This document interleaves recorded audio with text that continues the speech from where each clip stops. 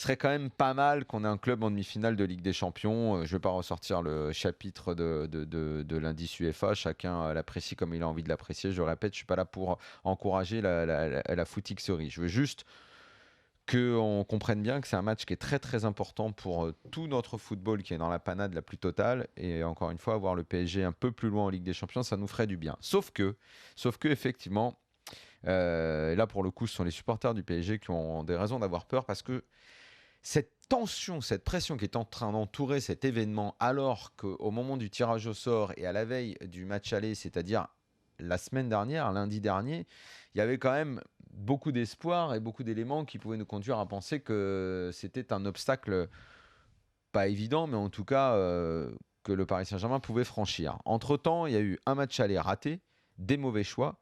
Et là, plutôt que de se calmer avant ce match retour, on est totalement dans le stress. Le cirque autour de Verratti, incompréhensible. Je veux bien que Verratti soit un joueur absolument essentiel, j'en suis convaincu. Mais de là à faire, on l'emmène, même s'il est blessé, on parle de miracle. Laurent Blanc utilisait le mot miracle. Le miracle va peut-être avoir lieu. Et oh putain, si tu as un budget aussi important, un club comme le PSG sous la main, tout Verratti qu'il est, comme disait Saki ce matin dans le journal, le club ne doit pas reposer sur une individualité. Trouve une solution, mais arrête de me parler de miracle. L'autre miracle, c'est Pastore qui jouera peut-être, mais qui au fond jouera peut-être pas. Enfin bon, sortons de là-dedans.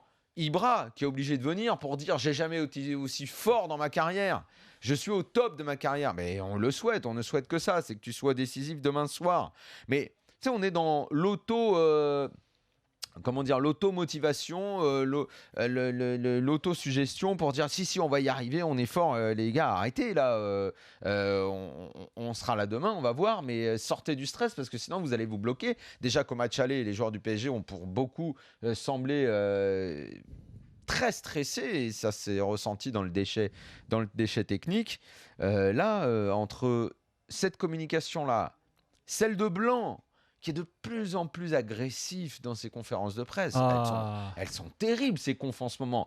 Mais le stress qu'il a sur le visage, sur la tête, il est à bloc. Il est tellement stressé qu'il en vient à sortir des énormités et des mensonges en plus, des gros mensonges. Ah, comme quand il dit que Marquinhos fait partie des 4 qui jouent le plus sur une saison. Comme si dans la foulée, ça allait pas immédiatement être démenti par les observateurs à peine avisés. David Luiz, Thiago Silva, Thiago Motta, Matuidi, Zlatan, il est 13e en durée d'utilisation. Ouais, enfin bref, j'ai quand même le sentiment que si ça devait mal se passer, alors que oui, échec, ok, tu tombes encore une fois en quart de finale, mais enfin bon, tu tombes pas contre Nicosie, tu tombes pas contre une équipe en bois, tu tombes contre Manchester City.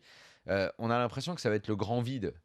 Il va falloir rapidement se remettre debout et si ça passe pas, ça passera pas.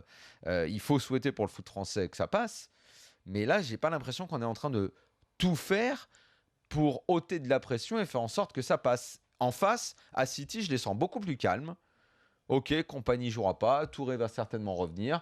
Les mecs, ils n'ont pas mis une équipe C' pour jouer en championnat ce week-end. Ils ont fait leur match, ils jouent, ils accueillent le PSG demain soir. C'est un match de foot. Et j'ai pas l'impression qu'ils ont le couteau sous la gorge. Le PSG, on a l'impression qu'ils y vont avec couteau sous la gorge plutôt qu'entre les dents. En gros, tu sens pas l'exploit, quoi.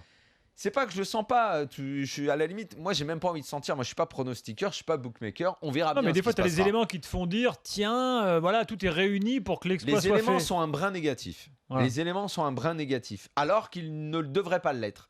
Ça m'emmerde. Plutôt, je le répète, plutôt que d'avoir le couteau entre les dents, j'ai l'impression qu'ils l'ont sous la gorge. Et ça, c'est pas bon signe.